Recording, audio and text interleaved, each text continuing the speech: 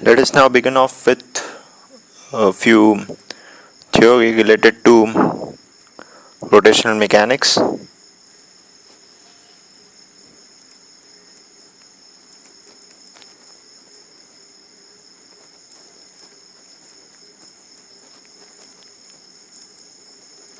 Okay, let us now begin with moment of inertia. Okay, so if I have a system of particles, let's say M1, M2, M3, M4, M5, M6, M7, and if I have an axis, let's say O, which is vertical, okay, and these particles have position vector r1, the second particle has position vector r2, and so on up till r7. Okay, the moment of inertia of this whole system of particles about an axis which is passing through O is given by sigma mi ri square, where I begins from 1 to 7, in this case 7. Okay, in general for n number of particles, the moment of inertia about a particular axis would be given by mi ri square, where I begins from 1 to n. Okay, so this is my moment of inertia. Fine. Now for a continuous body, let's say I have a continuous body, and let's say this is my axis of rotation of this body. I mean, this body rotates about this axis. Okay, let's forget rotation. If I consider this axis, about this axis, the moment of inertia of this body of mass m is going to be integral of di.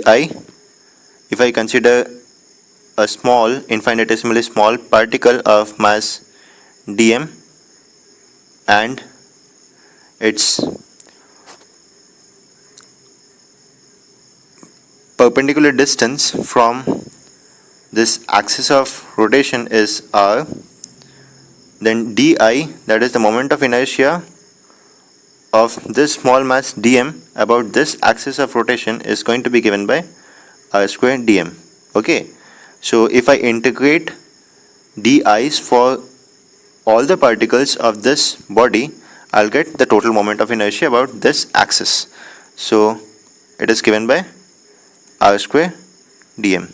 This is for a continuous body. Okay, note that this ri is the perpendicular distance of the individual particles from the axis of rotation. Okay, fine. So this is how we define moment of inertia. Let us talk about radius of gyration.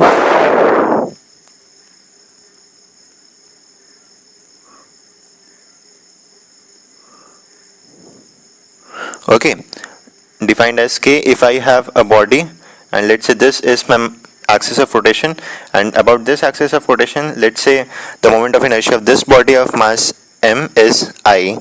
So I define radius of gyration such that mk square equals I. So k is root over I by m. Okay, so if I have this was for a discrete body. For a continuous body, if I consider n number of discrete particles, okay, the moment of inertia about this axis is, let's say, sigma mi ri square. Okay, so the total mass of this system is, let's say, capital M. The moment of inertia would be given by root over, the radius of gyration would be given by root over m1 r1 square plus m2 r2 square plus so on up till mn rn square upon capital M. Okay, so this is going to be my radius of gyration. Okay, fine. Now let us talk about a body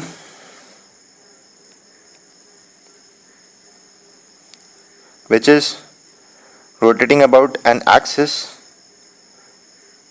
which is perpendicular to this point, which is perpendicular to this screen, and I have a force which is acting at this point given by F vector. Okay. This point has position vector R with respect to the axis of rotation.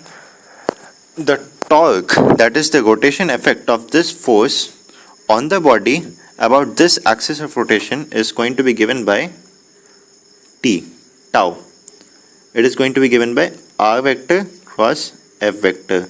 Now it is a cross product of two vectors, which implies that it itself is a vector. Okay, that's why I have given an arrow sign over tau. Fine. This is the basic definition of torque. Okay. Fine. It is basically the product of force and the perpendicular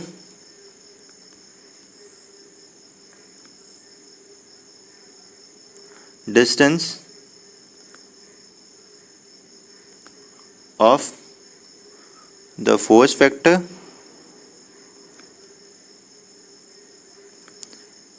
from the axis of rotation.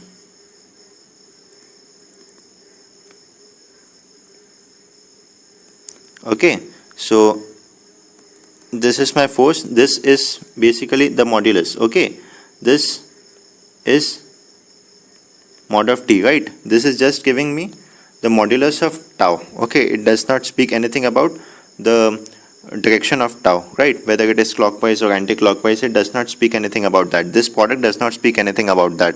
So this is my perpendicular distance of the force vector from the axis of rotation, right? So my magnitude of tau is going to be given by F into R perpendicular. Okay, this is the magnitude of the torque. Okay, now let us talk about angular displacement.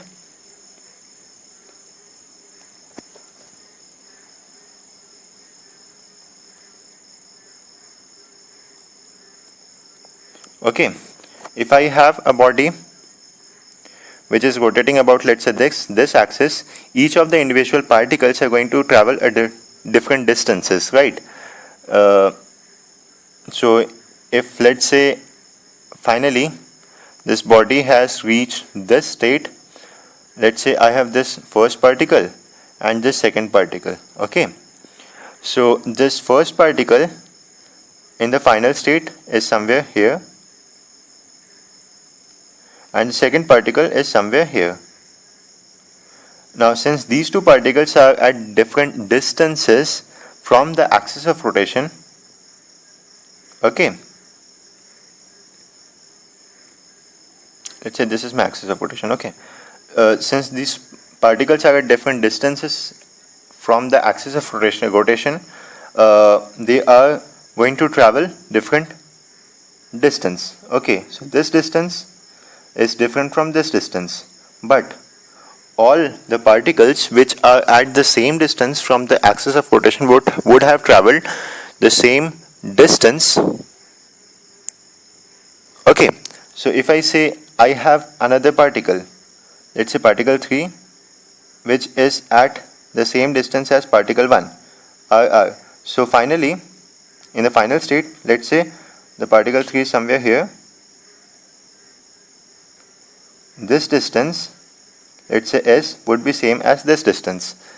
Okay, there would be another parameter which is going to be same for all the particles of this particular body. That parameter is angular displacement. Okay, all the particles of a body which is rotating about a particular axis, after rotation cover the same angular displacement. So if I say that this is my angle theta, that is the angular displacement, this is going to be angle theta, which is the angular displacement, and for particle 2 also this angle is going to be theta. So all the particles are going to have one parameter in common, okay, from the initial state to the final state, that is my angular displacement theta. So this is how we define angular displacement. Okay, now rate of change of angular displacement is my angular velocity, and the rate of change of angular velocity is given by alpha, which is angular acceleration.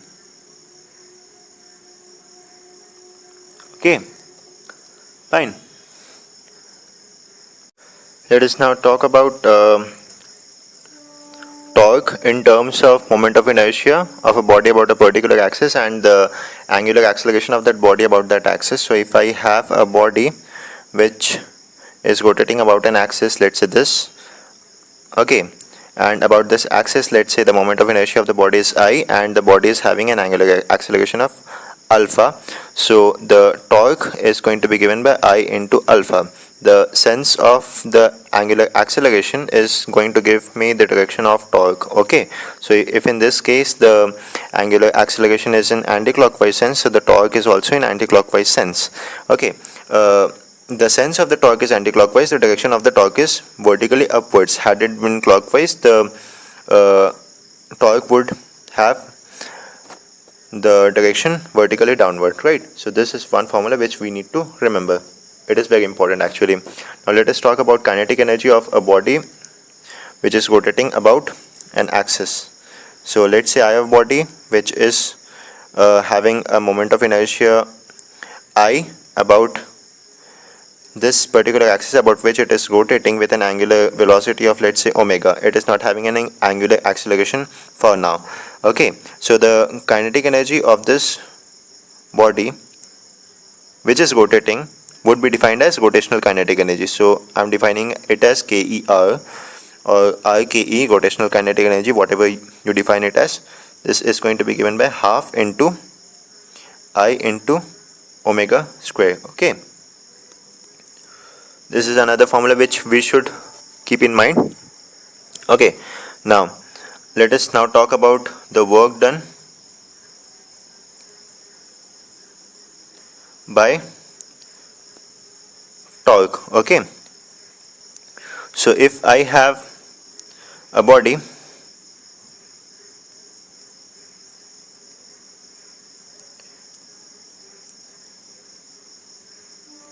if I have a body, let's say this, which is rotating about, let's say, this axis of rotation, and there is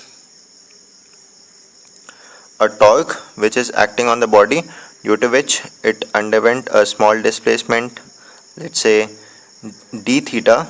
So the small amount of work done due to this torque on this body about this axis of rotation would be given by dw. It is going to be equal to t into d theta. Integral of that is going to give me the total work done by the torque. Okay, so work done is going to be equal to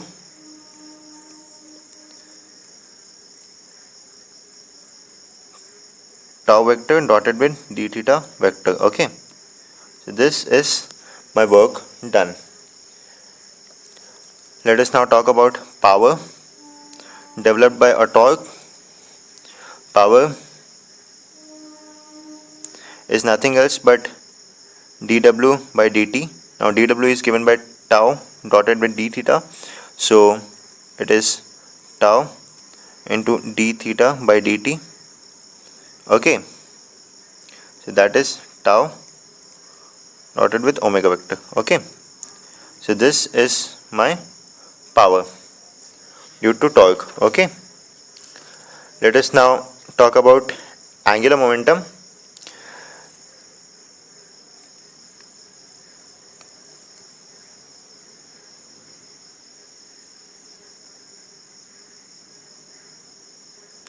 Let's say if I have a particle, and let's say if I have this axis, and this particle is of mass, let's say m. Okay, it is at a distance of r and it is having a velocity, let's say v. Okay, the momentum of this particular particle would be defined as the angular momentum of this particle about this axis. Okay, fine. The moment of momentum. So I define angular momentum as the moment of momentum, that is r vector cross mv vector. Okay, so this is how we define angular momentum. Okay, now for a system of particles, I'll have to combine the angular momentum of individual particles in order to get the total angular momentum. Okay, so the total angular momentum of a body, let's say this is my body, about this axis turns out to be I into omega, where omega is the angular velocity of the body about this axis and I is the moment of inertia of the body about this axis. So this is one formula which we need to remember. Omega is going to give me the direction of the angular momentum. If in this particular case the omega is in anti-clockwise sense, which implies that the angular momentum is directed vertically upwards on the screen, and had the angular velocity been clockwise, the angular momentum would have been vertically downwards. Okay, let us now talk about the rate of change of angular momentum.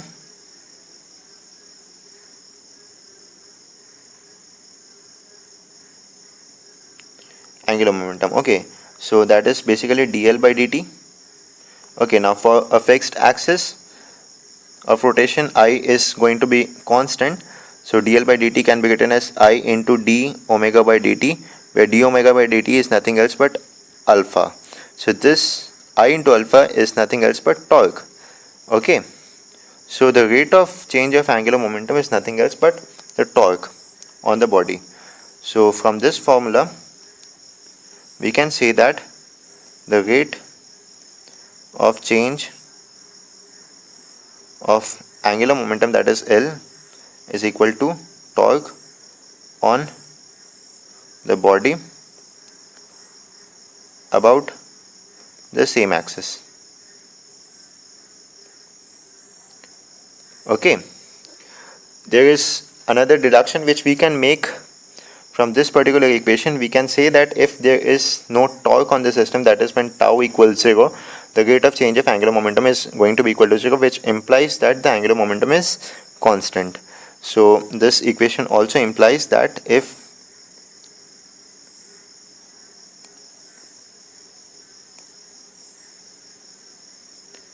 there is no torque on the body, L is constant. Okay, fine. Okay, now let us talk about few theorems, that is parallel axis theorem.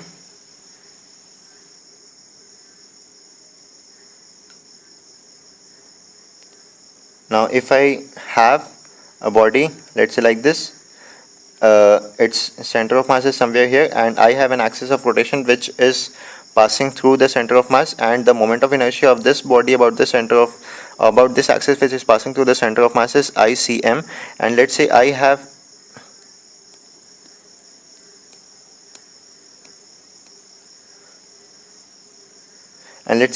another axis, okay, which is parallel to this particular axis. Okay, and the total mass of the body is m, and the distance between these two parallel axes is r. Then the moment of inertia about this axis, that is I, would be given by ICM plus mr square. Okay, Fine. Okay. Let us now talk about perpendicular axis theorem.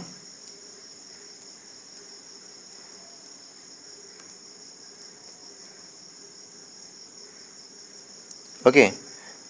If I have a laminar body, okay, this theorem applies for laminar bodies only. Okay, this theorem applies for 3D bodies as well. This applies for 2D bodies only. So if I have a laminar body, let's say this, which is two-dimensional, the moment of inertia about one horizontal axis is, let's say, Ix. The moment of inertia about an axis which is perpendicular to Ix axis, this particular axis, is, let's say, Iy. The moment of inertia about an axis which is perpendicular to both these two axes, that is Iz, they are related as Iz equals Ix plus Iy. This is my perpendicular axis theorem. Okay, this applies for laminar bodies only. Now let us try to remember the moment of inertia of few types of bodies. The first type being a rod. About this axis of rotation, if it is of mass m and length l, moment of inertia is given as ml square by 12. If I have a rectangular lamina, okay, and let's say this is my axis of rotation, length be L, breadth be B, moment of inertia is given as m L square plus B square by 12. Okay, if I have a ring of mass m, radius r, the moment of inertia about a diameter is given by mr square by 2. And if I have a ring which is of mass m and radius r, the moment of inertia which is passing through the center, okay, and perpendicular to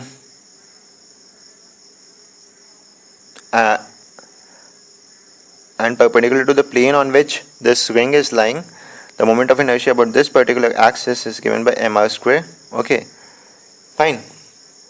The moment of inertia of a disk, this was for a ring, this is for a disk. The moment of inertia of a disk about a diameter is given by mr square by 4, where m is the mass of the disk and r is the radius of the disk. The moment of inertia about this particular axis would be given by mr square by 2. Okay, the moment of inertia of a solid cylinder about an axis passing through the center of each individual disk which constitute this cylinder is given as mr square by 2. Okay, where m is the mass of the cylinder and r is the radius of the cylinder. Okay, the moment of inertia of a solid sphere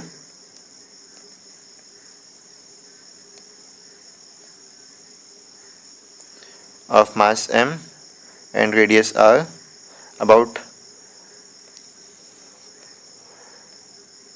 a diameter is given as 2 by 5 mr square, and of a hollow sphere about a diameter is given by 2 by 3 mr square. Okay, this sphere is of mass m and radius r. This is my hollow sphere and this is my solid sphere. These are few moment of inertias which we should remember. Okay, now let us talk about rolling. Okay, rolling is basically a combination of rotational and translation. Okay, so if I have a body whose center of mass has a velocity of v And about the center of mass, the body has an angular velocity of omega. This body is said to be rolling. Now there would be many cases arising out of this particular situation. One of those cases would be pure rolling. The other cases would be of impure rolling. This case can be subdivided into two different cases. One would be a pure translation and the other one would be a pure rotation. So if the center of mass has velocity v, I'll say that pure translation would be something like this. All the individual particles would have a velocity v. And if I talk about pure rotation, the whole sphere would be rotating about an axis passing through the center of mass with an angular velocity of omega. Okay, so the combination of these two states generates this particular state. Okay, if I say that this body has a moment of inertia I about this axis, the rotation kinetic energy is given as half I omega square. And for translation motion, if I say that the body has mass m, okay, the translational kinetic energy is given as half mv square. Okay, so the total kinetic energy is translational kinetic energy plus rotational kinetic energy given as half mv square plus half I omega square. Now this equation applies for all types of rolling, whether it is pure rolling or impure rolling. We just need to subdivide it into translational motion and rotational motion in order to get the total kinetic energy. Okay, now in case of pure rolling, what happens is that the bottommost point is at rest. Okay, so in case of pure rolling, the bottommost point is at rest. One condition generates out in case of pure rolling, that is V equals omega into R. Okay, we'll see how that comes out. So in that case, if I replace V as omega R in this particular expression, I'll get total energy as half m into omega square into r square plus half I omega square. So the total energy turns out to be half into mr square plus I into omega square. Now mr square plus I is nothing else but the moment of inertia about this point, that is this point. This is for pure rolling. Okay,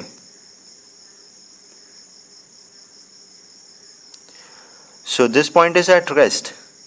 The moment of inertia about this axis was I, this is R, the body has mass m. By parallel axis theorem, the moment of inertia about this axis is I plus mr square. I can say that this is nothing else but my instantaneous axis of rotation. Okay, so I can define this moment of inertia as IC. So I'll write the total kinetic energy as half IC into omega square. So this formula itself states that the body tends to rotate about this axis of rotation. What was the formula for a body rotating about a particular axis with an angular velocity of omega? The kinetic energy formula was half I omega square. So in this case, I generated the formula as half IC into omega square, where IC was the moment of inertia about this axis of rotation. Okay, so the body tends to be rotating with an angular velocity of omega about this axis of rotation. So I call this particular axis of rotation as instantaneous axis of rotation. Okay, this holds true for pure rolling only. This formula holds true for pure rolling only. Okay, now if I want to find out the velocity of different points, if I say that a body is rolling purely, there are going to be 2 points which will have maximum and minimum velocities respectively. Okay, those 2 points would be the topmost point and the bottommost point. If I divide this motion into translational motion, where all the velocities, all the particles have the same velocity v,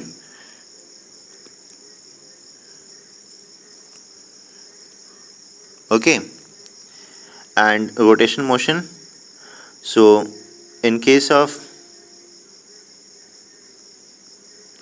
rotation motion, this lowermost point will have a velocity of omega r in the leftward direction. This is going to have a velocity of omega r in the rightward direction.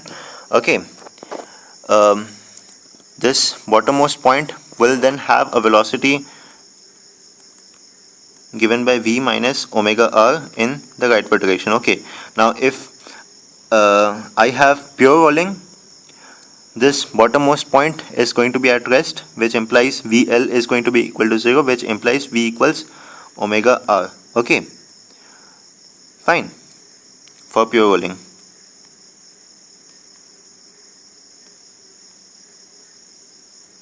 For impure rolling, this is not going to be equal to 0. Okay, for impure rolling, VL not equal to 0, which implies V minus omega R is not going to be equal to 0. For pure rolling, V equals omega R.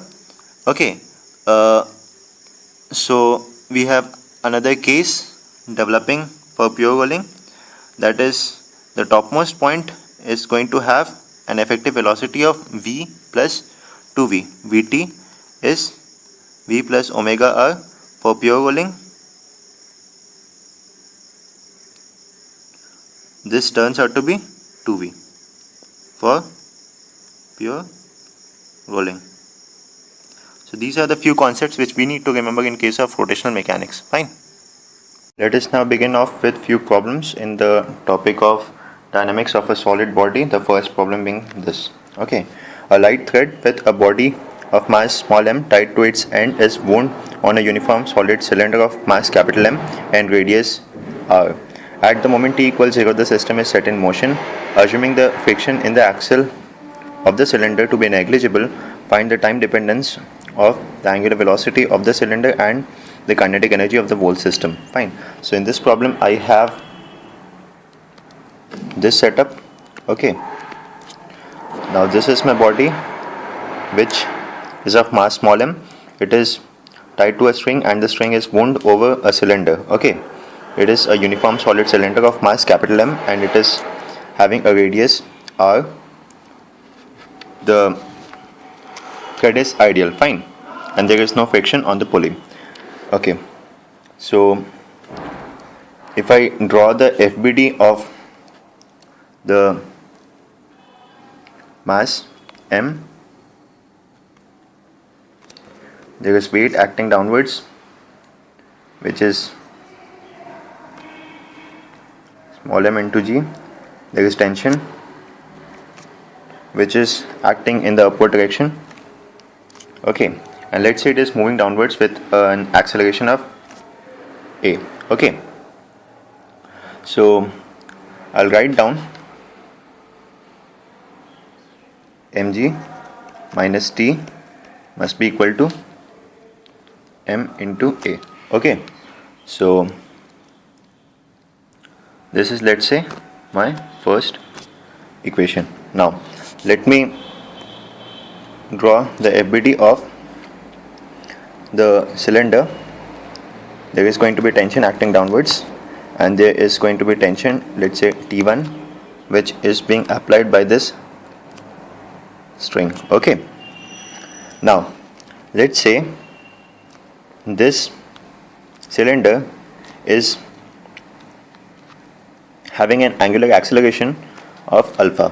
Okay, now this point on the rim of the cylinder has an acceleration of a in the downward direction. So I can relate A and alpha as A equals alpha into R. Okay, fine. So this is one relation which I've got. Let's say this is my second relation. Okay, now this tension is applying some torque on this cylinder. This tension T1 is not applying any torque on the cylinder because it is passing through the axis of rotation of the cylinder. Fine. So for this cylinder, I'll write down T into R, which is the torque. This must be equal to I into alpha, that is moment of inertia into the angular acceleration of the cylinder. Now the moment of inertia of the cylinder is mr square by 2. Okay, and alpha can be written as A by R. So I am directly replacing alpha by A by R in this expression. Let's say this is my third expression. Fine. So this gives me T as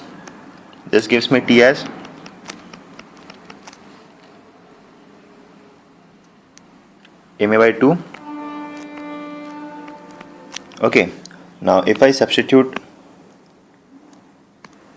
this T in this expression, I'll get my acceleration as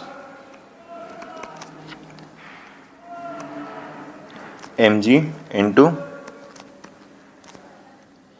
small m plus capital M by 2 inverse. So this is going to turn out to be my acceleration.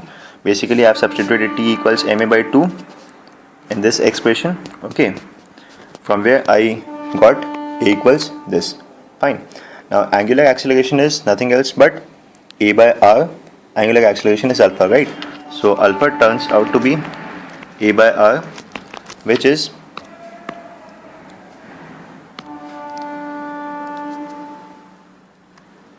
mg by R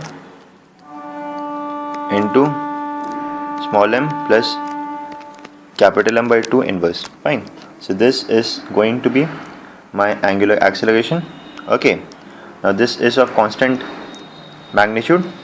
Okay, so my angular velocity of the cylinder at any instance of time can be written as alpha into T plus omega naught. Since initially the cylinder was at rest, it wasn't rotating, omega naught is equal to 0. Okay, so angular velocity turns out to be mg upon R into T into small m plus capital M by 2 inverse. Fine.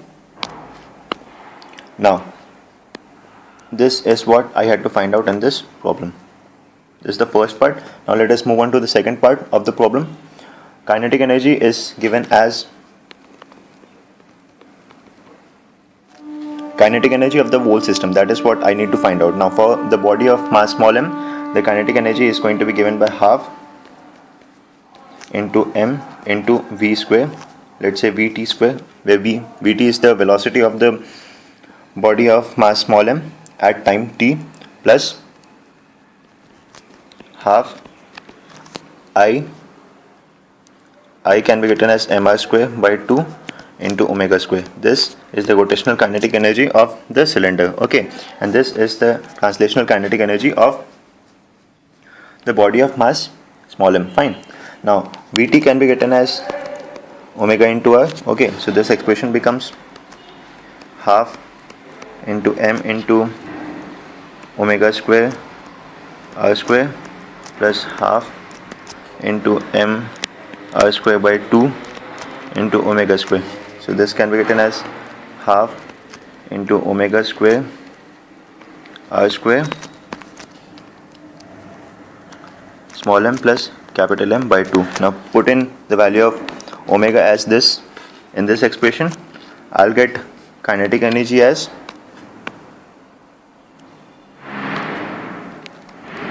the total kinetic energy turns out to be m into g square into t square by 2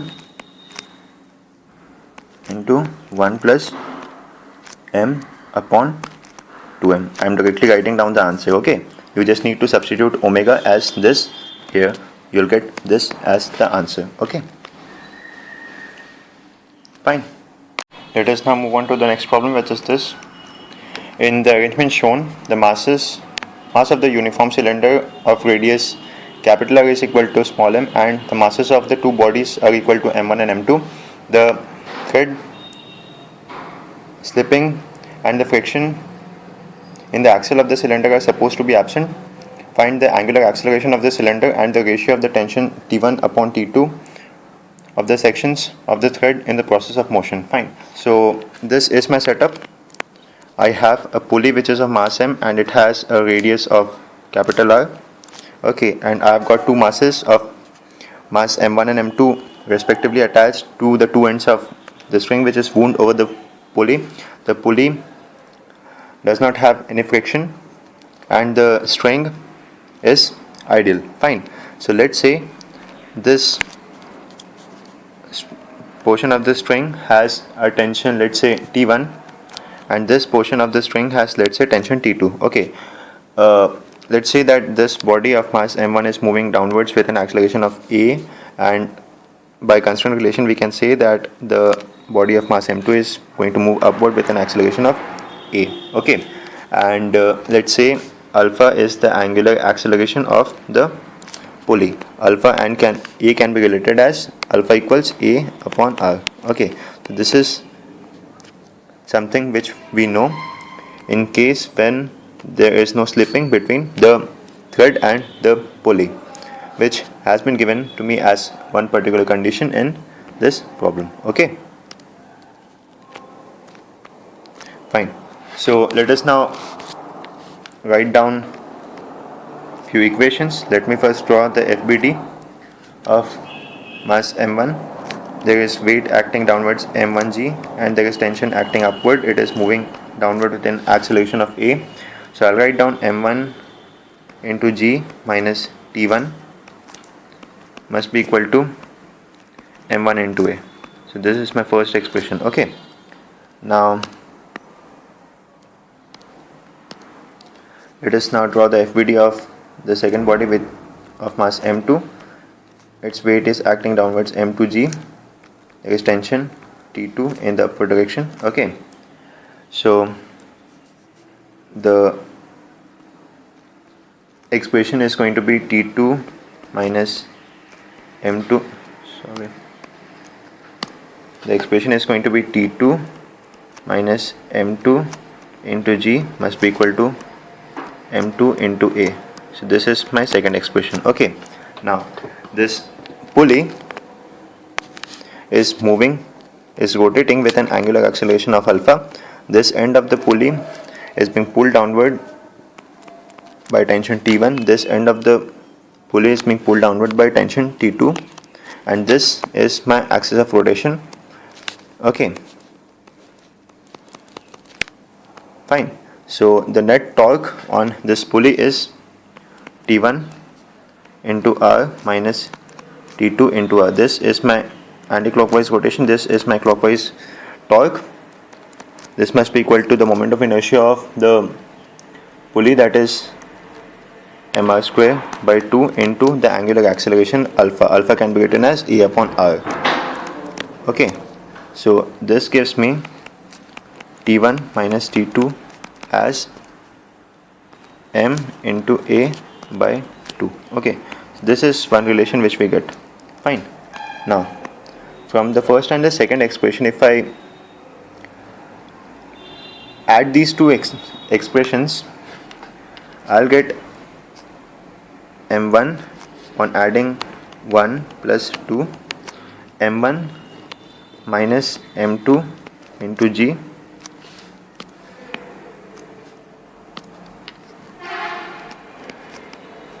minus T1 minus T2 equals m1 plus m2 into a. Okay, now I know the value of T1 minus T2 as ma by 2. If I substitute that in this particular expression, I'll get my value of acceleration as A will turn out to be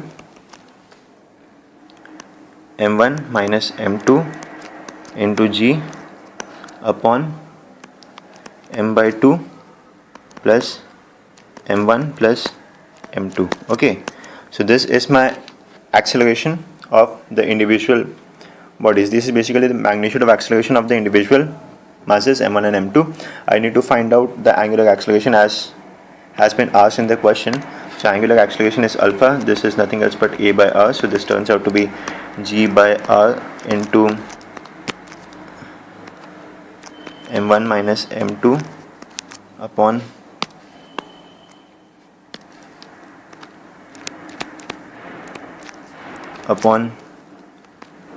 m by 2 plus m1 plus m2. Okay, so this is my angular acceleration. Now I need to find out the ratio of the tension T1 and T2. Okay, so that ratio is T1 by T2. So I need to find out T1 by T2. Fine. T1 from the first expression can be written as m1 into g minus a, right, from the first expression. Okay, and T2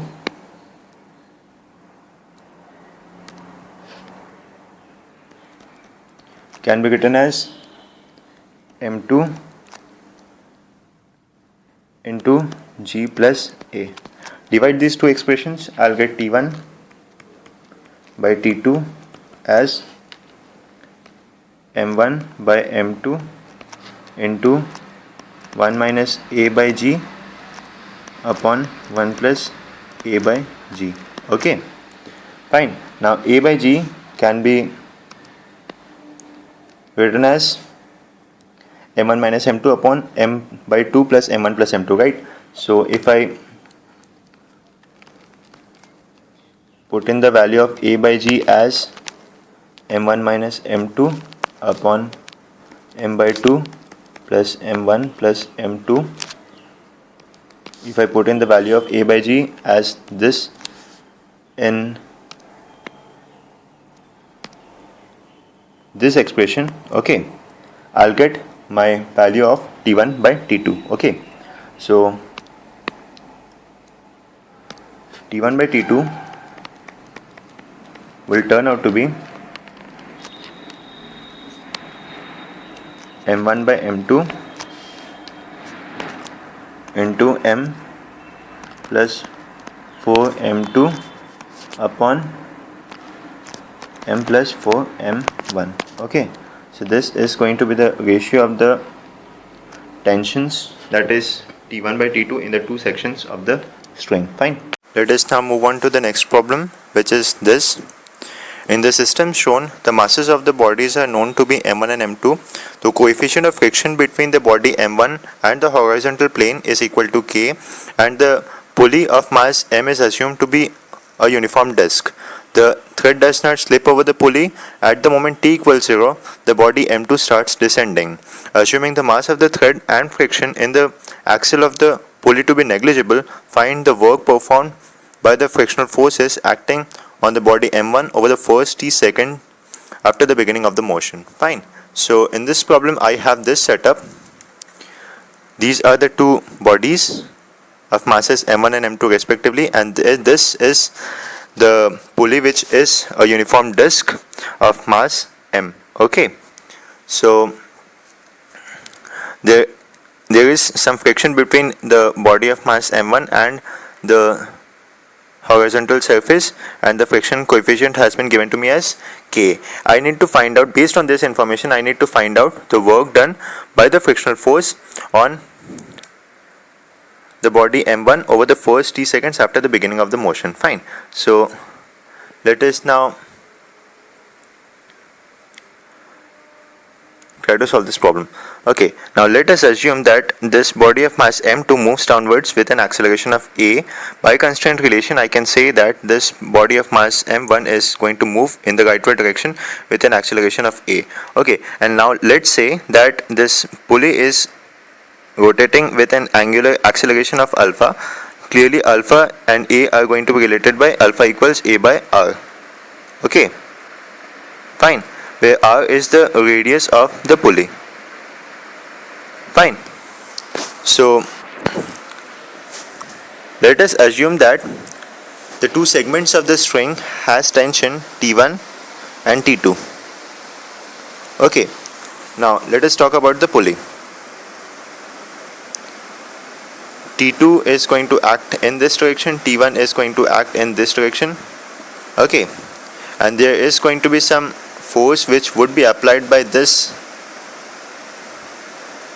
balancing support, and that force is clearly going to pass through the axis of rotation. Let's say its magnitude is N. Okay, fine. So actually only T1 and T2 apply some torque on the pulley because N passes through the axis of rotation of the pulley. Okay, so I'll write T2 minus T1 into R. This is the torque in the clockwise sense. This must be equal to mr square by 2, that is the moment of inertia of the pulley, times the angular acceleration, that is I into R, I into alpha, that must be equal to the net torque, right? So I get this cancelled. So this gives me T2 minus T1 as MA by 2. Okay, so let's say this is my first relation. Fine. Now let me draw the FBD of mass M2.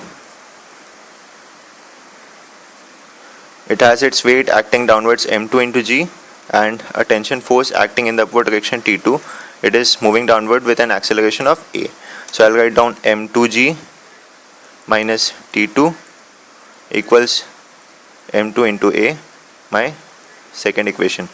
Now let me draw the FBD of the body of mass M1, weight acting downwards M1 into G, which is going to be balanced by the normal force, let's say N1, which is going to be of magnitude M1 into G. Since it is in vertical equilibrium, there is going to be a tension force acting in the rightward direction T1, and there is going to be a frictional force whose magnitude is going to be K into M1 into G. Okay, and this body is moving in the rightward direction with an acceleration of A.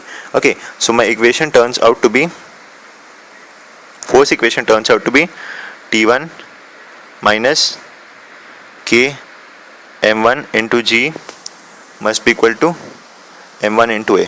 So this is my third equation. Okay, fine. So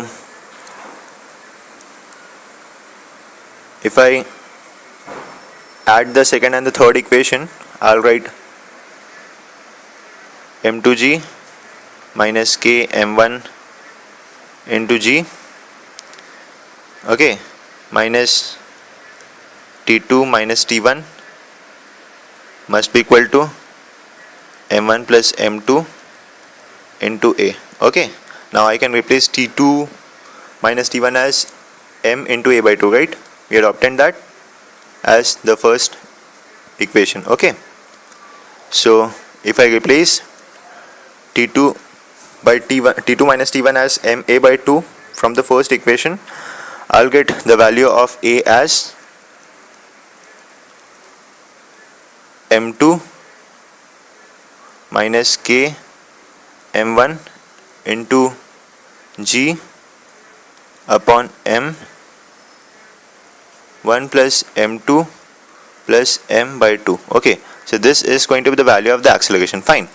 Okay, now this body of mass M1 is going to move certain distance in time t. That distance can easily be calculated since this is a case of constant acceleration motion. So the second equation of motion can easily be used. Initially the body was at rest, so my expression for the distance travelled by body of mass M1 turns out to be 0 ut, that is 0 plus half into A into t square. I haven't replaced the expression of A as this. in this expression. Okay, now the work done by the frictional force is going to be negative, clearly, because the force applied by the ground is opposite to the direction of the displacement. Okay, so the work done by the frictional force is going to be equal to minus K into M1 G. This is the force into S. Okay, now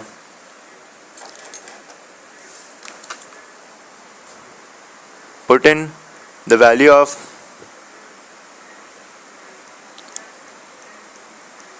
S as half AT square and put in the value of A. I'll get the work done by frictional force as minus K M1 into G square T square into M2 minus K M1 by twice of M1 plus M2 plus M. Okay, so this is going to be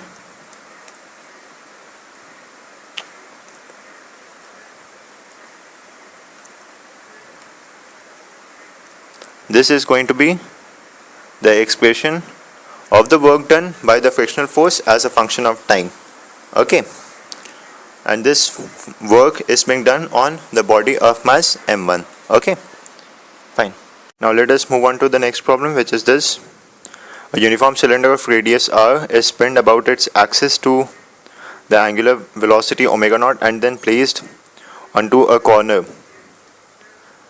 The coefficient of friction between the corner walls and the cylinder is equal to K. How many turns will the cylinder accomplish before it stops? Fine. So this is my situation. Okay, the cylinder is of radius r. Fine, and it has been initially given an angular velocity of omega naught in this rotation sense, and it has been placed on this corner of the wall. There is coefficient of friction between the cylinder and the wall, and the value of the coefficient of friction is given to me as K. I need to find out the number of turns which the cylinder will accomplish before it stops. Fine, so let's try to solve this problem then. Okay, now this point of contact, if I look at this point of contact, the cylinder tends to move downwards with respect to the wall. The wall is at rest, right? So this point of contact tends to move downwards, which implies that there is going to be frictional force which is going to act in the upward direction on the cylinder. Fine. So let's say the magnitude of the frictional force is F1 and it is acting in the upward direction. This point of contact, if I look at this point of contact, it is moving in the rightward direction with respect to the ground. So the frictional force is going to act in the leftward direction. Let's say its magnitude is F2. Okay, there is going to be a normal force which the ground is going to apply on the cylinder. Let's say its value is N1, N, and there is going to be a normal force which the wall is going to apply on the cylinder in the rightward direction. Okay, its magnitude is, let's say, N1. Okay, now let us try and find out the value of F1 and F2. Okay, fine. Now if I draw the FBD of the cylinder again, there is going to be a weight acting downwards. If the cylinder is of mass M1, M, there is going to be a weight acting downwards, mg. There is frictional force F2 acting in the leftward direction. There is frictional force F1 acting in the upward direction. There is a normal force which the vertical wall is applying on the cylinder in the rightward direction, and there is a normal force N which is acting in the vertical direction applied by the horizontal wall. Okay, so F1 and N1 can easily be related. F1 is clearly going to be K into N1, where N1 is the normal reaction between the cylinder and the wall. Okay, so F1 is definitely going to be K into N1. So this is my expression 1. Now, this cylinder is in translational equilibrium, right? So along the vertical and the horizontal direction, the forces must be balanced. So I'll write down N plus F1 must be equal to M into G. Okay, so this is my second expression. Okay, and along the horizontal direction, the forces must be balanced. So I'll write N1 must be equal to F2. This is my third expression. Okay, fine. So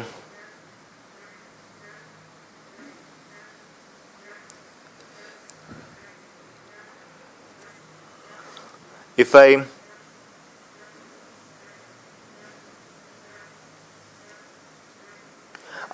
I'll get another expression, right? I'll get F2 must be equal to K times N. Okay, where N is the normal reaction between the horizontal ground and the cylinder, right? So this is my fourth expression. Okay, now this would imply this expression is also going to imply that N1 is nothing else but K into N. Okay, now if I replace N1 as K into N in this expression, I'll get F1 as K square into N. Okay, now if I replace F1 as K square into N in the second expression, I'll get my value of N as mg upon 1 plus K square. So I've got the value of N, which implies F1 is going to be equal to K square into N, that is mg upon 1 plus K square. Okay, and which will also imply that F2 is going to be K into N. K into N is mg upon 1 plus K square. Okay, so these are the two values of the frictional forces which the cylinder is going to experience. Now, these frictional forces are actually going to apply some torque on the cylinder. Okay, if I look at the FBD, all the other forces, that is N, N1, Mg, they are passing through the axis of rotation, so they are not applying any torque, net torque on the cylinder. Only the frictional forces are applying any torque on the cylinder. Fine. So the sense of the torque applied by both the frictional forces is the same, that is they are applying the torque in the clockwise sense, and the initial angular velocity which was given to the cylinder was in anti-clockwise sense, which implies that the cylinder is going to undergo an angular deceleration, which implies that the cylinder is going to stop after some time, after having rotated by some angle theta. Okay, fine. Now let us first try to find out the angular deceleration of the cylinder. So I'll write F1 plus F2 into R. This is the torque in the clockwise sense applied by the two frictional forces. This must be equal to the moment of inertia of the cylinder times the angular acceleration. Okay, so angular acceleration is alpha. Fine. This R gets cancelled.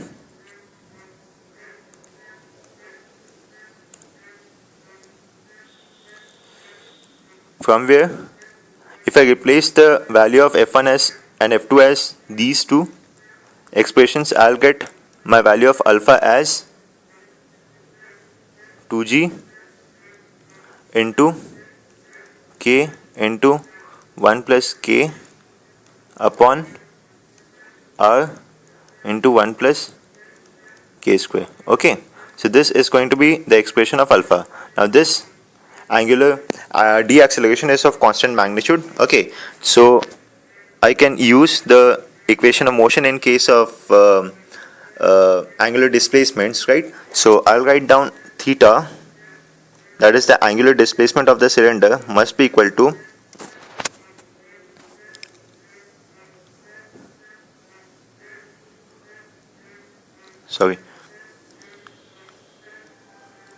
I'll use the third equation of motion, right? So I'll write down omega final square equals omega naught square, that is the omega initial square, plus 2 into alpha is actually an angular deceleration, so I'll write down minus alpha into theta. Now omega final is going to be equal to 0, right, since the cylinder has stopped. So this will imply theta is going to be equal to omega naught square upon 2 of alpha. Okay, so this gives me the value of theta as, if I put in the value of alpha as this, and I already know the value of omega naught, right, that has been given to me in the problem. So theta is going to turn out to be omega naught square into r into 1 plus k square upon 4 gk into 1 plus k. You just need to substitute alpha as this in this expression. Okay, so I'll get this value of theta. Now I need to find out the number of rotation which the cylinder made before stopping. Number of rotation is basically going to be equal to theta upon 2 pi. N is going to be theta upon 2 pi. So N turns out to be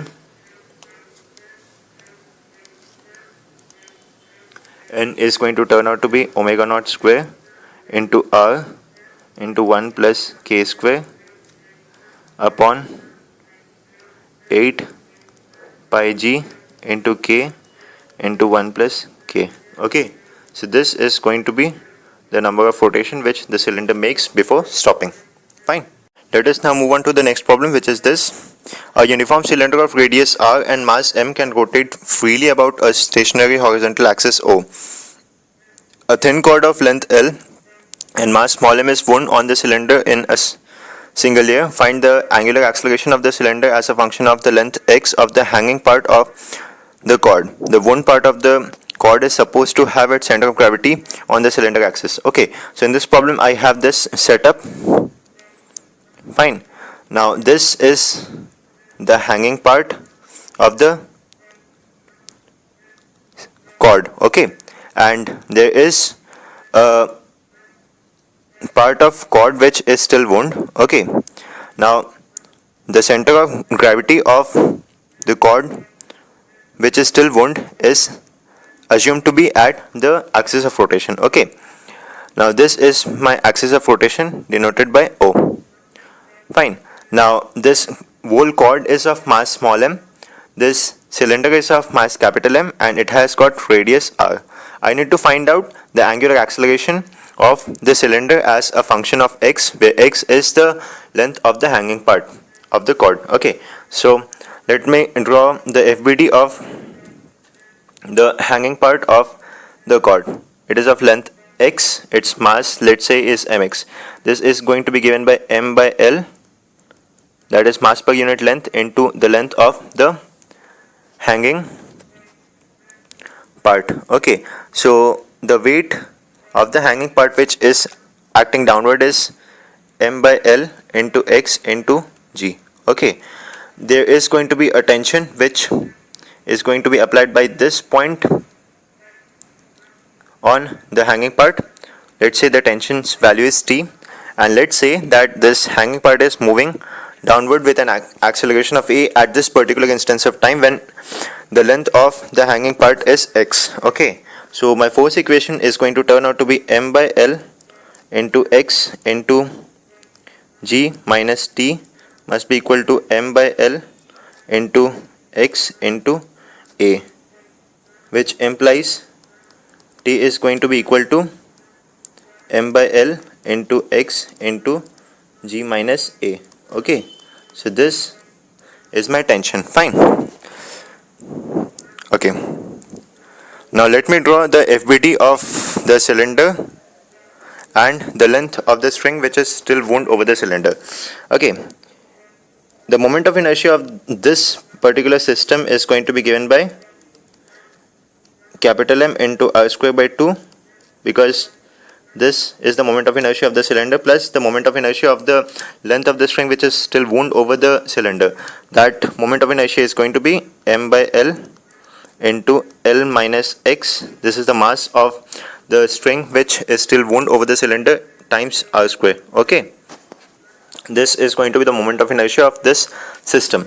Now there is going to be a force, that is tension, acting downward at the rim of the cylinder, and there is going to be a tension which is going to pass through the axis of the cylinder, which would be applied by this string. Okay, only this force applies some torque on the cylinder. Okay, so I'll write down T into R. This force does not apply any torque on the cylinder because it passes through the axis of rotation. So I'll write down T into R must be equal to the moment of inertia, that is I into alpha, where alpha is the angular acceleration. Okay, now alpha is the angular acceleration of the cylinder at the instance when the length of the unwound string is equal to x. Alpha and A can be related by alpha equals A by R. Okay, so basically in order to find out alpha, I need to find out A. Okay, so if I replace T by this here, I'll get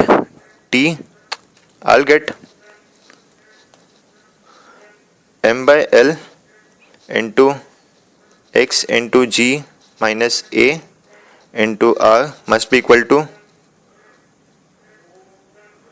m by 2 plus m by L,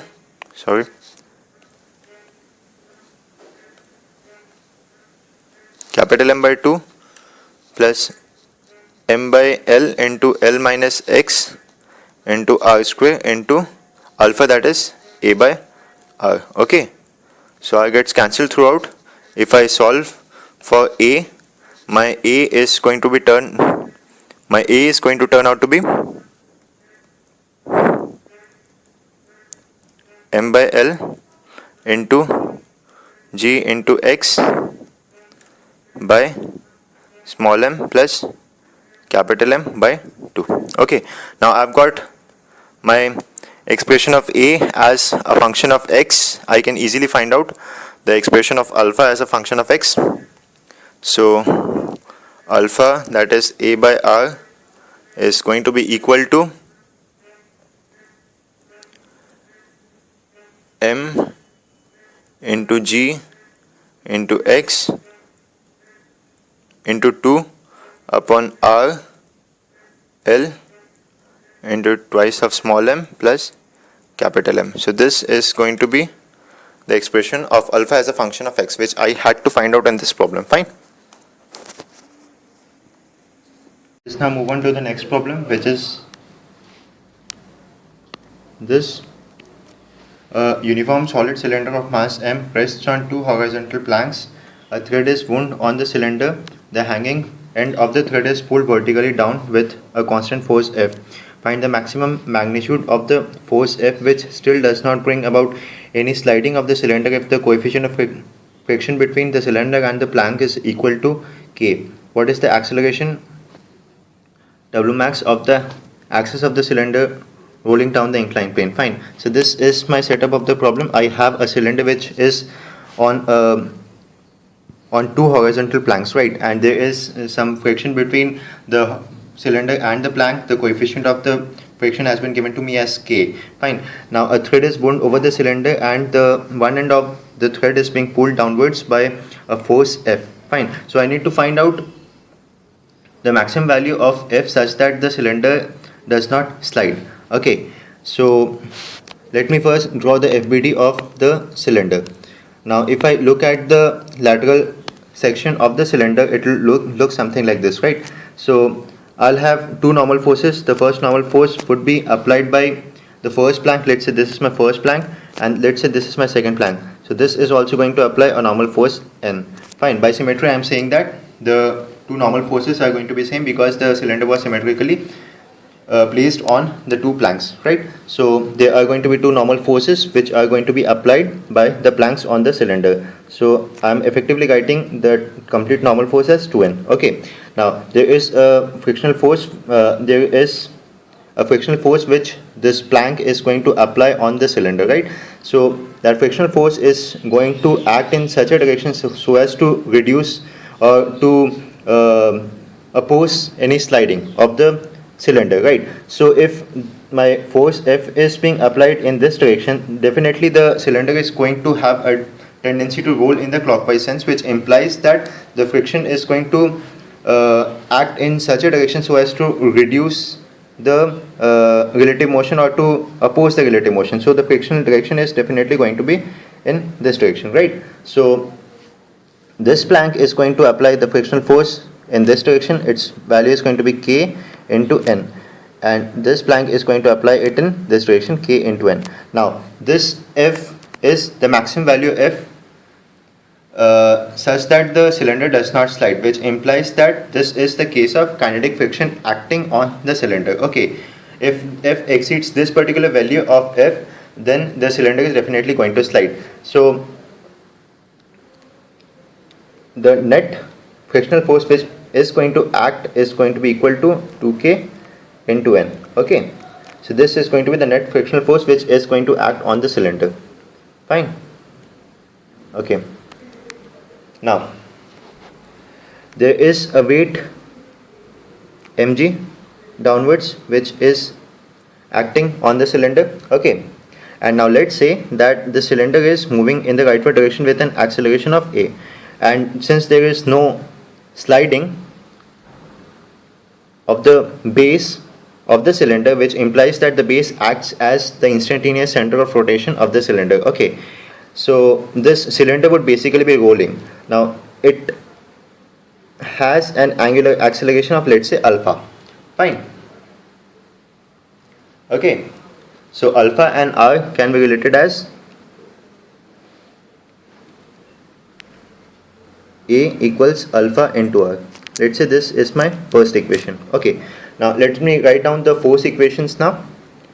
My first force equation would be in the vertical direction. I'll write down F plus mg must be equal to 2n. Let's say this is my second equation. Okay, and along the horizontal direction, only this frictional force is the only horizontal force, so I'll write down 2k into n. This is going to provide the necessary force in order to move the cylinder in the horizontal rightward direction with an acceleration of a. So this must be equal to m into a. So this is my third equation. Fine. Now there is going to be a torque equation. This weight and 2n, they are passing through the center of mass, and if I write down my torque equation with respect to this particular axis, so I'll write down F into R. This whole equation is being written in the clockwise sense, F into R minus 2k n into R. This is also in clockwise sense, right?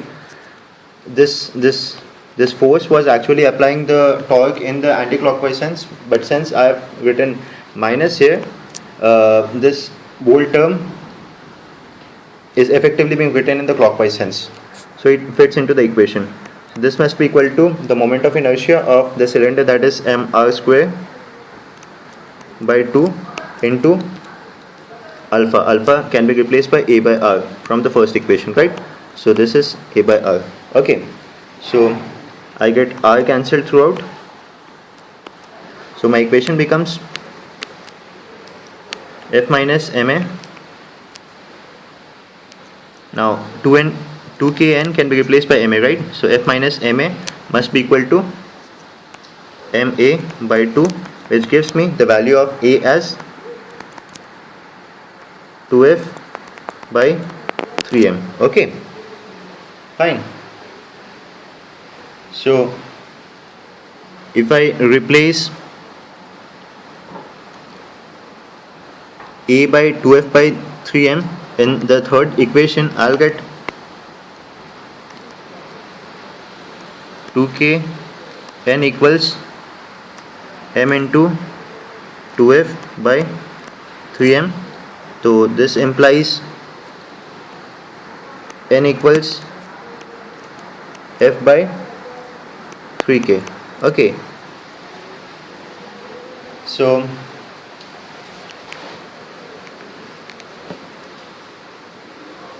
if I replace n equals f by 3k in my second equation, I'll get f plus mg equals 2f by 3k. Okay, so this gives me the value of f as f is going to be equal to 3k mg upon 2 minus 3k. Okay, so this is going to be the maximum value of f, which allows the cylinder to move without sliding. Okay,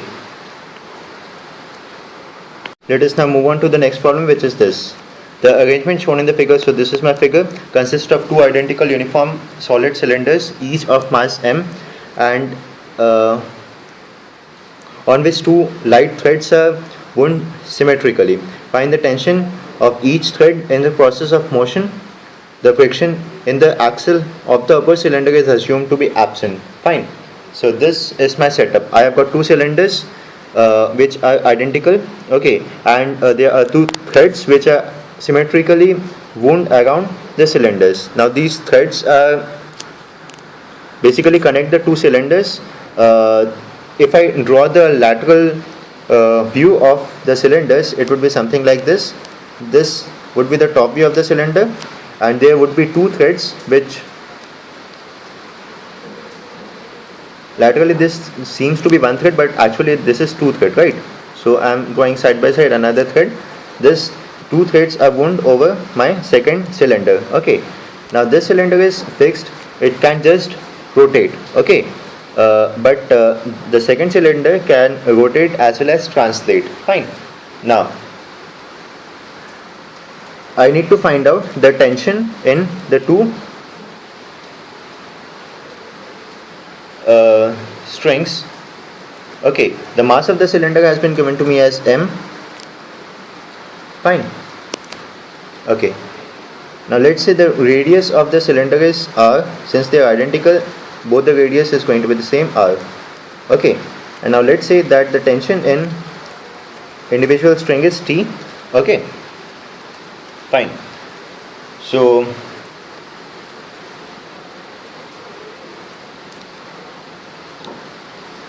if I draw the equivalent diagram, replacing the two strings by a single string with tension 2T, there won't be much problem, right? So I'm just replacing the two strings by a single string in order to simplify the diagram. Okay, fine. Now let's say that the upper cylinder is moving, it is rotating with an angular acceleration of alpha. Fine. Okay, so this point of the cylinder is going to have an acceleration of alpha into r. Okay, fine. So what I notice in this question is that the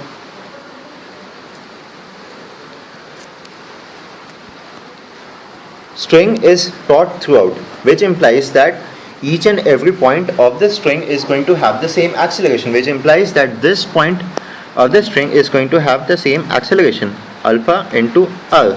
Okay, fine. Now let's say that this cylinder is rotating in an anti-clockwise sense with an angular acceleration of alpha dash. Okay, fine. Now let me draw the FBD of the two cylinders. If I draw the FBD of the upper cylinder, there is tension 2T which is acting in the downward direction, which applies some torque in the upper cylinder, which is given by 2T, which would be given by 2T into R must be equal to m R square by 2 into alpha. Let's say this is my first equation.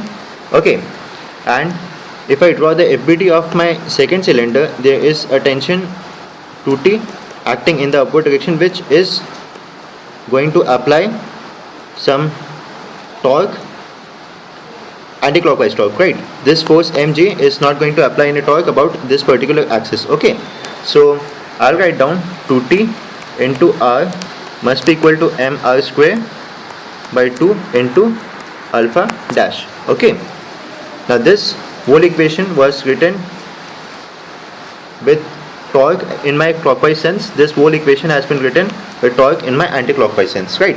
So from these two equations, I find that the magnitude of the angular accelerations is the same. Okay, so alpha equals alpha dash. Fine. Now I see that this particular point of the second cylinder is having an acceleration of alpha into r in the downward direction. If I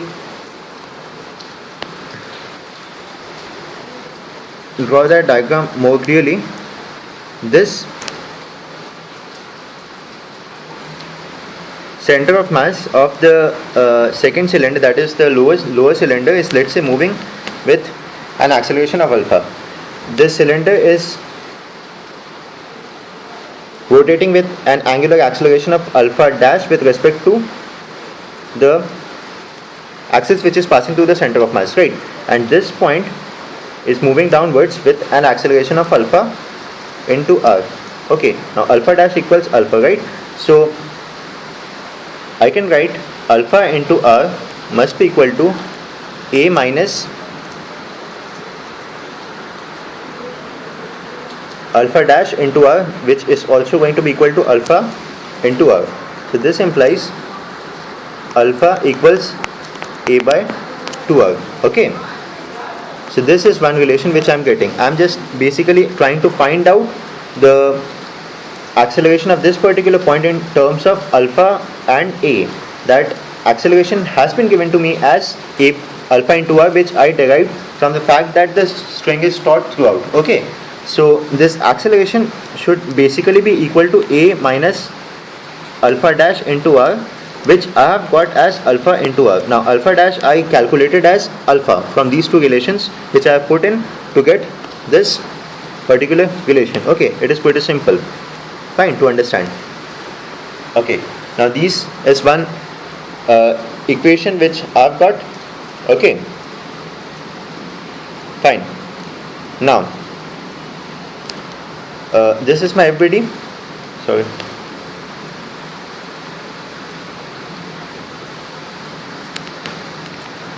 Okay, there is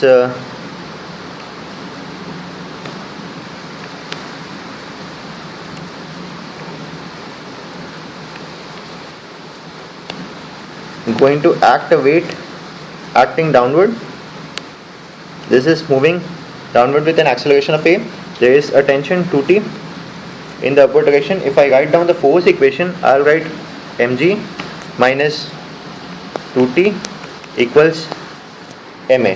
Okay, fine. Okay,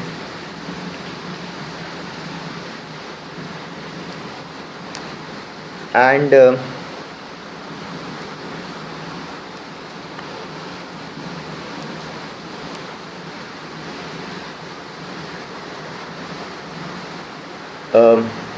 if I replace alpha as a by 2r in this particular relationship, I'll get 2t into r equals mr square by 2 into alpha can be replaced by a by 2r. Okay, so I get one r cancelled throughout. This gives me 2t as ma by 4. Okay, fine. Okay,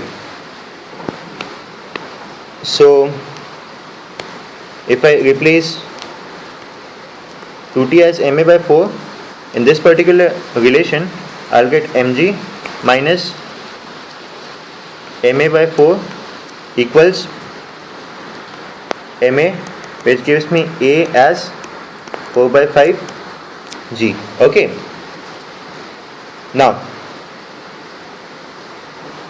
if I replace a as 4 by 5g in this particular relation, I'll get my value of t, which I had to find out in the problem. So I'll write down mg minus 2t equals 4m by 5 into g. This is going to give me t as mg by 10.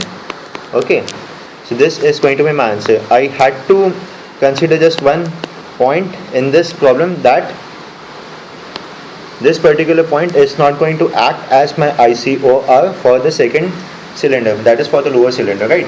This is not the ICOR. This point is actually moving at every instance of time in order to keep the string taut. That is one point which I need to keep in mind. Okay, let us now move on to the next problem, which is this.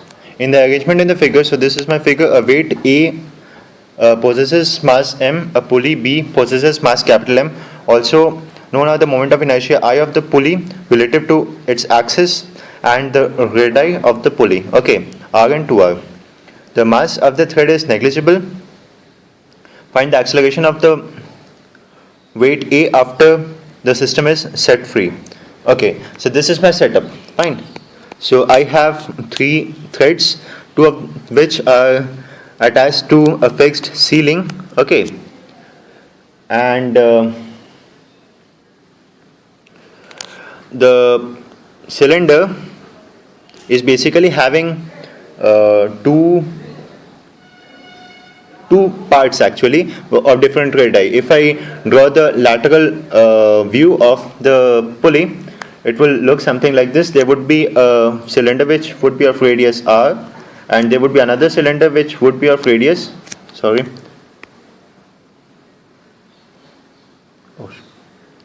there would be another cylinder, this is my first cylinder of radius r, the second cylinder is going to be of radius 2r. Okay, now if I correlate these two diagrams, it is pretty much clear what my diagram is. This is just a sort of 3D view of the diagram. This is my 2D lateral view of the diagram. Okay, fine. Now the cylinder is wound with threads. Now my cylinder of radius r, the portion of the cylinder which is of radius r is wound by 2 threads. These 2 threads are going to apply tensions, let's say T2, in the upward direction. Okay, now these 2 threads are actually emerging from this leftward portion of the cylinder. This leftward portion, this is my rightward portion, and behind which would be my leftward portion of the cylinder. Okay, so effectively there would be 2 tensions, so I am writing down 2T2. Okay, that is the net upward force which is acting on this segment of the cylinder. Okay, fine. Now if I draw this thread on this lateral view, I will draw it somewhere here, right? Now there is going to be a tension T1 acting downward. Okay, now if I draw the ability of the block which is of mass m, this is my block A. Okay, it has its weight acting downwards mg and a tension T1 acting in the upward direction, and let's say it is having an acceleration of A1. Okay, this FBD of my cylinder is incomplete. Its weight is acting downwards, capital M into G. It has got its moment of inertia I about the axis which is passing through the center of mass of the cylinder. Okay, and let's say it is moving downwards with an acceleration of A1. Let's say its center of mass is moving downward with an acceleration of A1. Okay, No, A2. Okay, A1 was the acceleration of the body of mass small m. Okay.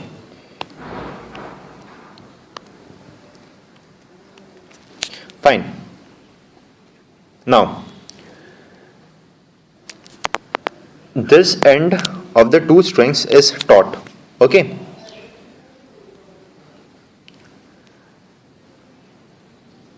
This end of the two strings is fixed. Okay.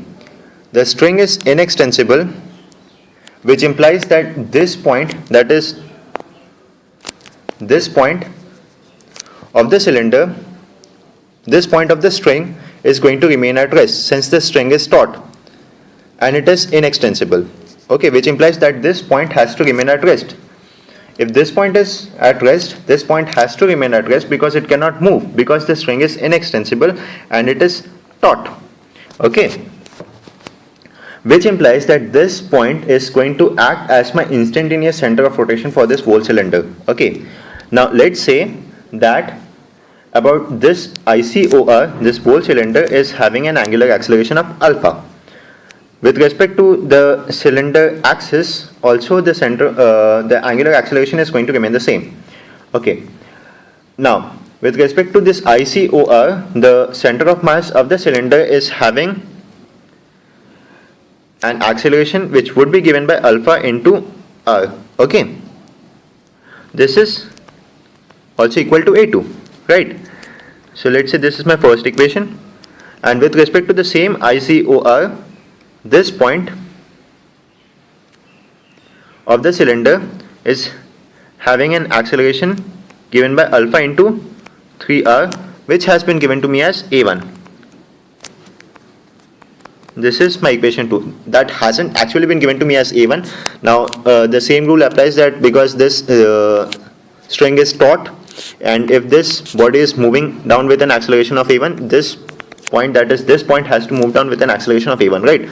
So I am applying that this equation considering the acceleration of this point to be A1. Okay, so this gives me a relationship between A2 and A1 as A2 by A1 equals 1 by 3, which implies A1 equals 3A2. Okay, so this is, let's say, my third relationship.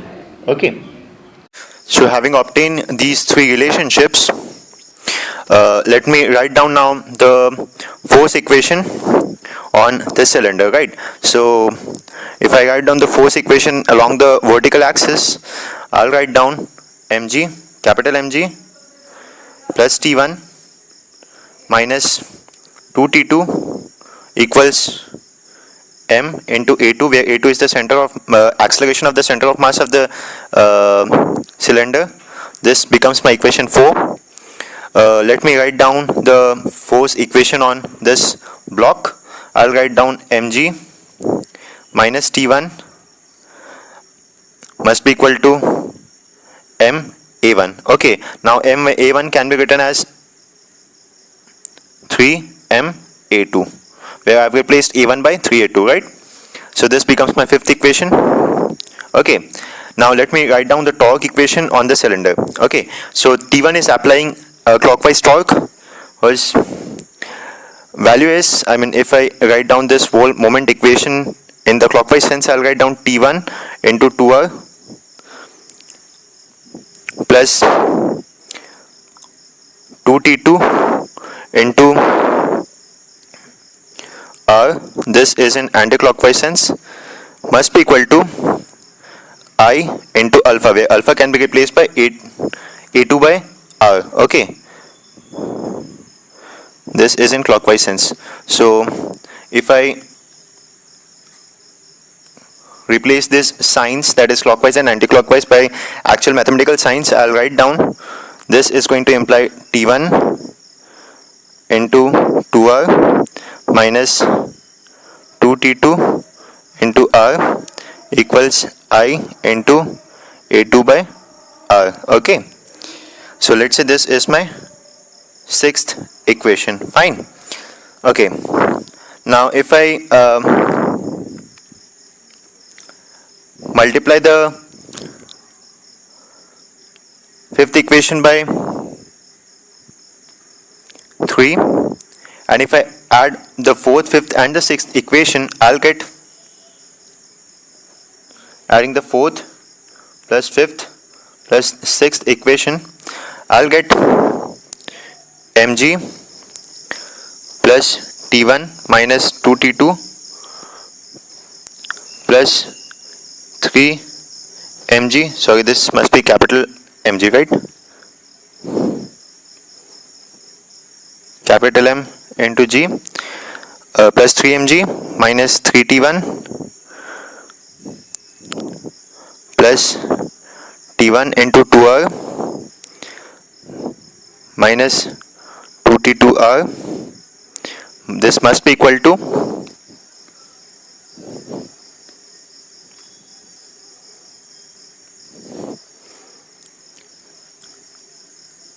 ma2 plus 9ma2 plus I into a2 by r. Okay, so if I see all the t1 t2 terms gets cancelled. Okay, so from here I obtain my a2 as 3 mg plus capital mg upon capital M plus 9m plus I upon r square. Okay, I had to obtain the acceleration of block A, which is a1, which is given by 3a2, so it turns out to be 3g into 3m plus capital M upon capital M plus 9 times small m plus I upon r square. Okay, so this is my acceleration of the block A. Okay, now let us move on to the next problem, which is this. A uniform solid cylinder A of mass m1 can freely rotate about a horizontal axis fixed to a mount B of mass m2. A constant horizontal force F is applied to the end K of a light thread lightly wound on the cylinder. The friction between the mount and the supporting horizontal plane is assumed to be absent. Find the acceleration of the point K and the kinetic energy of this system t seconds after the beginning of motion. Fine.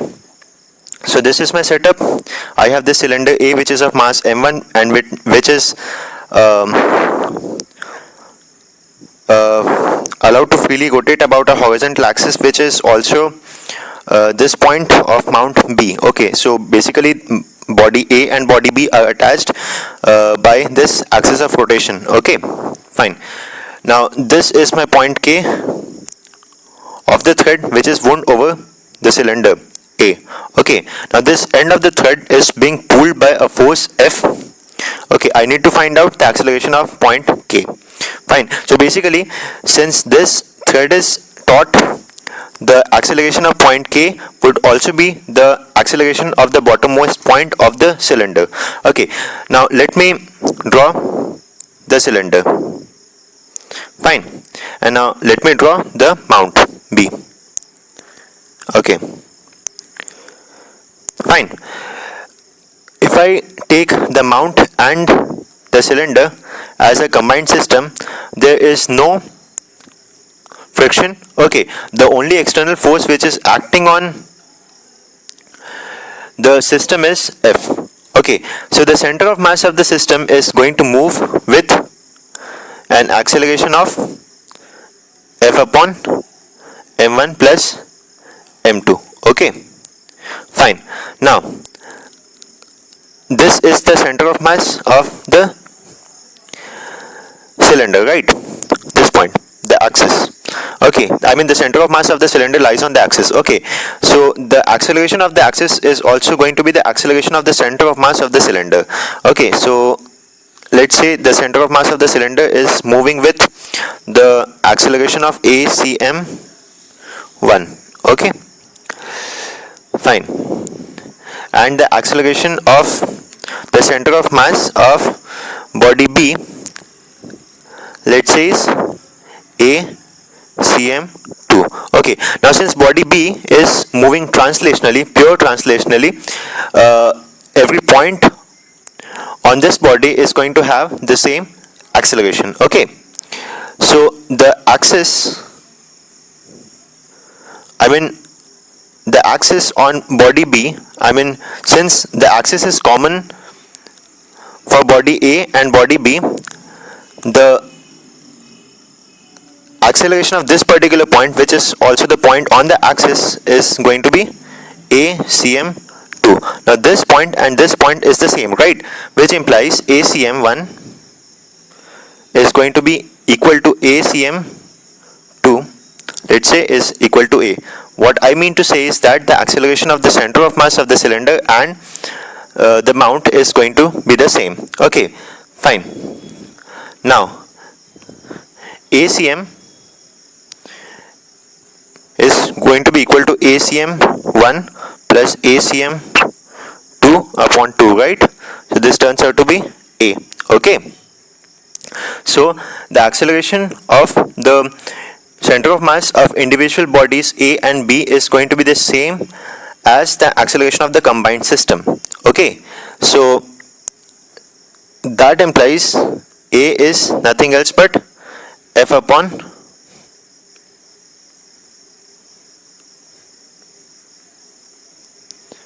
M1 plus M2. Okay, which also implies A1 equals, ACM1 equals ACM2 equals F upon M1 plus M2. Fine. Okay, now this cylinder is under the action of a force F. Okay, this force is applying some torque on the cylinder, which is going to produce some angular acceleration in the cylinder. Okay, so if I write down the torque equation, I'll write F into R must be equal to M1 into R square by 2 into alpha. Okay, so this gives me alpha as 2F upon M1 into R. Okay, fine. Okay, so the acceleration of the bottommost point of the cylinder is going to be given by, or the acceleration of K, point K, is going to be given by ACM1 plus alpha into R. Okay, so this turns out to be F upon M1 plus M2 plus 2F upon M1. Okay, so that can be given as AK is going to be equal to F into 3M1 plus 2M2 upon M1 plus M2. Okay, so this is going to be the acceleration of the point K. Okay, fine. Now I had to find out the kinetic energy of the whole system after certain time t total. Fine, that would be given by half into M2 into V2, where V2 is the acceleration, V2 is the velocity of the body B after time t. Since the body B is moving with an acceleration given by F upon M1 plus M2, so I can directly write my V2t as F upon M1 plus M2 into t whole square. Okay, this is the kinetic energy of body B. Now I need to find out the kinetic energy of body 1, which is going to be given by half into M1 into V1 t square, where v1t is the acceleration, is the velocity of the center of mass of body A after time t. This body A is moving with an acceleration given by f upon m1 plus m2, that multiplied by t is going to be equal to v1 into t. That whole square is going to be the translational kinetic energy of body A plus the rotational kinetic energy of body A is going to be given by half into m1 into r square by 2, that is half I into omega t square. Okay, now this body A was rotating with an angular acceleration given by 2f upon m1 into r, so 2f upon m1 into r into t is going to be omega 1 into t. Okay, that square is going to be the rotational kinetic energy. Okay, this is my translational kinetic energy of body A, and this added together is going to give me the total kinetic energy of body A. This was my total kinetic energy of body B. Okay, so if I solve it, I'll get my kinetic energy total as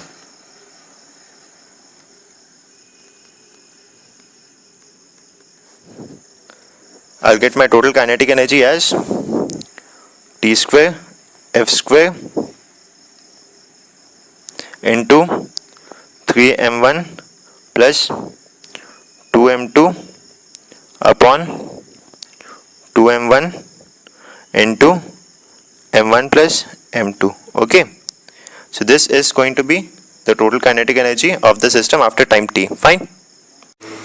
Let us now move on to the next problem, which is this. Determine the kinetic energy of a tractor collar belt of mass m if the tractor moves with a velocity v. So this is my setup. This darker mark, that is this whole mark, is my crawler belt. Okay, and these are the wheels of the tractor. Okay, I need to find out the kinetic energy of the tractor crawler belt only, given that the tractor is moving with a velocity v, which implies that these wheels center of mass are moving with velocity v. Okay, the tractor as a whole is moving with velocity v, and I've been given that the crawler belt has mass m. Okay, so this darker portion has mass m. Fine. So I need to find out the kinetic energy of the belt. Okay, now let me divide the belt into 3 sections. Okay, this is my first section, this is my second section, and this is my third section. This is, let's say, my fourth section. Okay, now this point is clearly going to have a velocity of 2v. This point is going to have a velocity of 2v, since this upper part of the belt is at, it is always taut. Okay, this point of the crawler belt acts as my ICOR, which implies that this part is going to remain at rest. Okay, now this portion of the crawler belt and this portion of the crawler belt, they are rotating as well as translating. Okay, fine. This is basically a case of pure rolling, sort of pure rolling, because this point acts as my ICOR. Okay, fine. So let's say this is of mass m1. Definitely this is also going to be of mass m1. By symmetry I can say that since these two are of the same length, the masses are going to be same. Let's say this is of mass m2, this is of mass m2.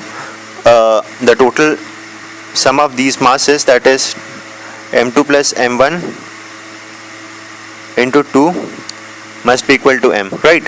So let's say this is my equation 1. Now this is my upper portion. It is moving with a velocity of 2v. Okay, it has mass m1.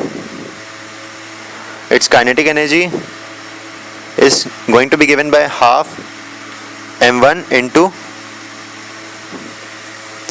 2v square. Okay,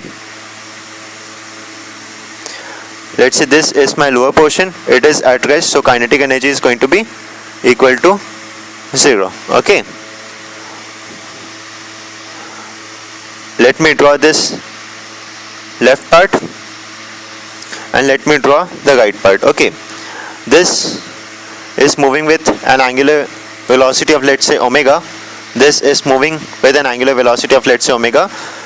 This point is moving with a velocity of v, which implies that each and every point is having some rotational some translational velocity v. Okay, this point is also having a velocity v, which implies that this part of the belt is having a translational velocity of v. Okay, fine. These two bodies can actually be combined to form a disk, which is actually rolling purely. Okay, the center of mass of the disk would be moving with a velocity of v, and the angular velocity would be omega. Okay, I mean, this is basically a simplified form of these two bodies. Okay, fine. So the kinetic energy of the disk is going to be given by half into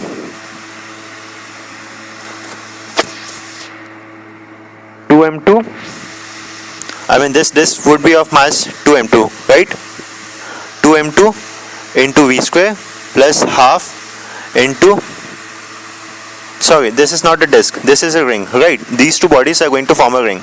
I misspelled it, right? So it is a ring actually. Okay, so the kinetic energy is half. I is going to be 2m2 into r square into omega square. Omega is going to be given by v by r whole square. Okay, so I get r cancelled, so my kinetic energy becomes m2 into v square plus m2 into v square, that is 2m2 into v square. Okay, and from here my kinetic energy of the upper part of the belt turn out to be 2m1 into v square. Okay, now the total kinetic energy is going to be the sum of these kinetic energies. So the total kinetic energy is 2m1 into v square plus 2m2 into v square. This turns out to be twice of m1 plus m2 into v square. This can effectively be written as m, right? So the total kinetic energy is nothing else but mv square. Okay, so this is what I had to find out in this problem. Let us now move on to the next problem, which is this. A uniform solid cylinder of radius r rolls over a horizontal plane passing into an inclined plane, forming an angle alpha equals 30 degree with the horizontal. Find the maximum value of the velocity v naught, which still permits the cylinder to roll into the inclined plane section without a jump. The sliding is assumed to be absent. Fine. So this is my setup. Okay, this is my solid cylinder.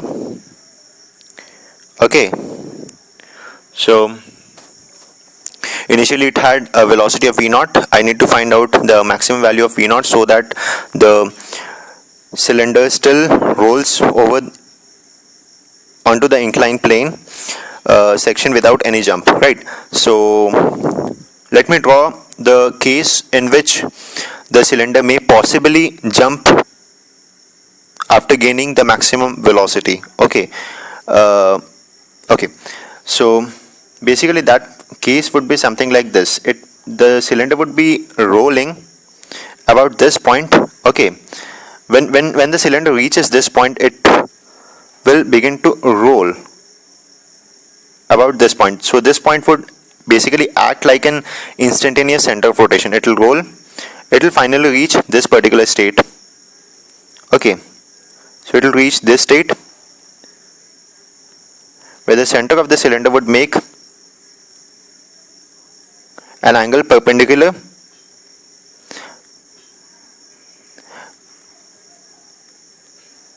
to the inclined plane, right? I mean, this angle would be 90 degree. Okay, so this would be the state where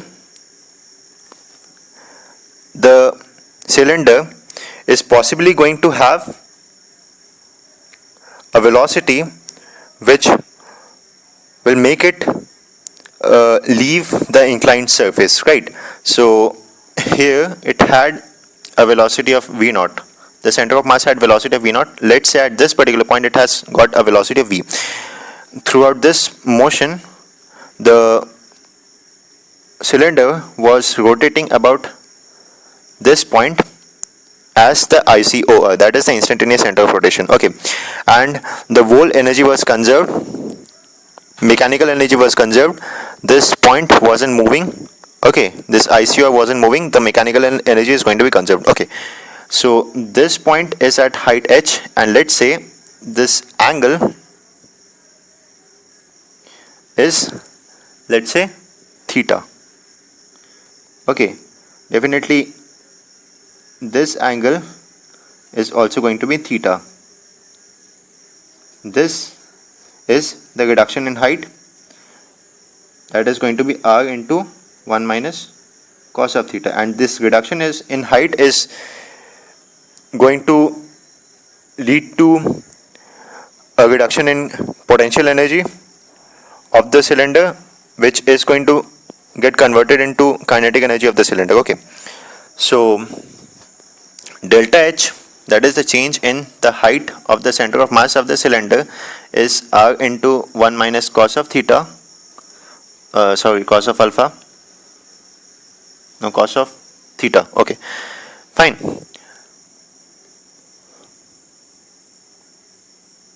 Now theta in this case is nothing else but alpha. Theta is nothing else but alpha.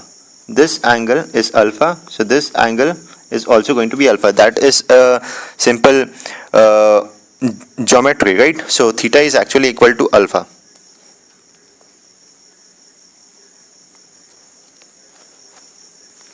So delta H can be written as r into 1 minus cos of alpha. Okay, fine. My final kinetic energy, total kinetic energy of the cylinder is going to be equal to half into ICOR, that is the moment of inertia about the instantaneous center of rotation. ICOR is going to be given by m r square by 2, that is ICM, that is the moment of inertia about the center of mass, plus mr square, that is mass of the cylinder, into r square. Okay, that is basically the parallel axis theorem. This into omega square is going to be given by v square by r square. Okay, this must be equal to the initial energy of the system. Fine.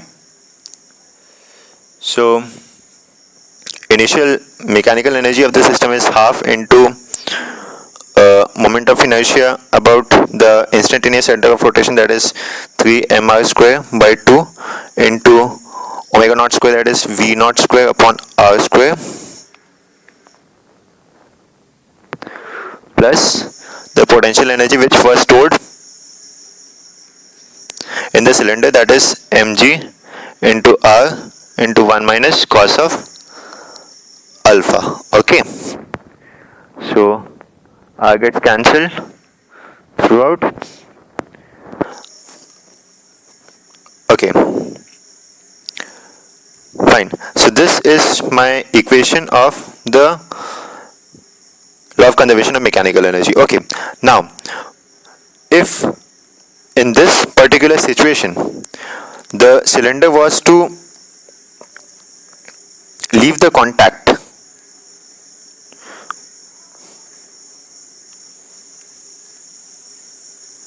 if the cylinder was to leave the contact, okay,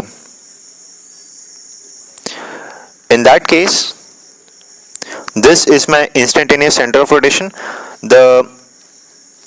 This angle is alpha, right?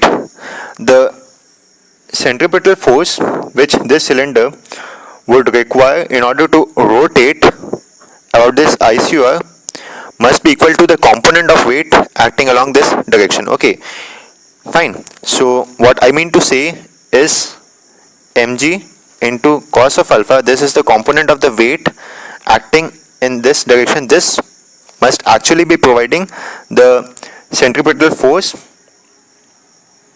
to the cylinder. Okay, fine. So this must be equal to m into v square by r. Okay, if my centripetal force required in this particular case is less than mg cos of alpha, it is safely going to roll onto the inclined surface. So my condition for the cylinder not to leave the contact with the inclined plane is mv square by r, that is the centripetal force required in this particular state, must be less than the component of weight acting towards the ICOR in this particular state. Okay, so this is basically my condition. Okay, fine.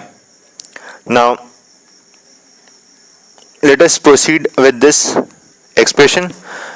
This expression turns out to be half into 3 by 2 into mr square into v square equals half into 3 by 2 into m v naught square plus mgr into 1 minus cos of alpha. Okay, so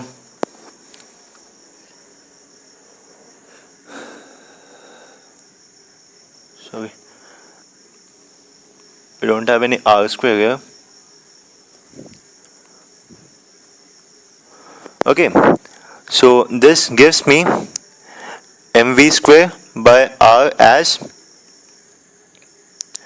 mv naught square plus 4 by 3 mgr 1 minus cos of alpha.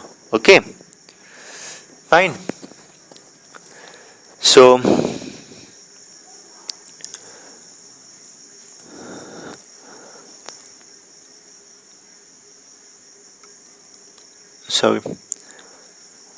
mv square turns out to be mv naught square plus 4 by 3 mgr cos of alpha. mv square by r is going to be this. Okay, fine. Now if I put in the value of mv square by r as this in this expression, I'll get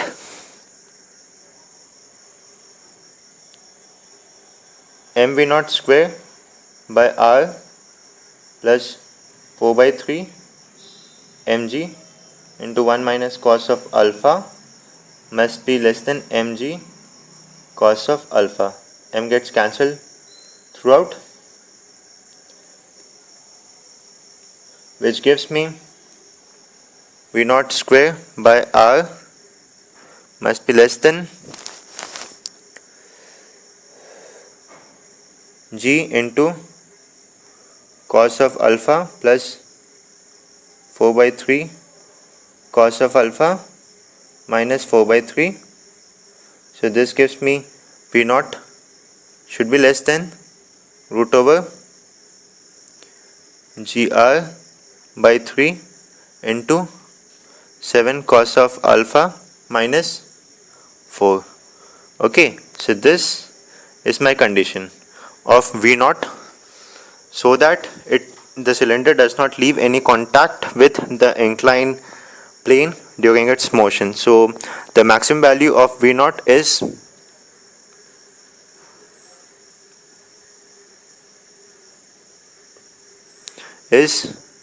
root over gr by 3 into 7 cos of alpha minus 4. Okay, so this is my answer. Fine.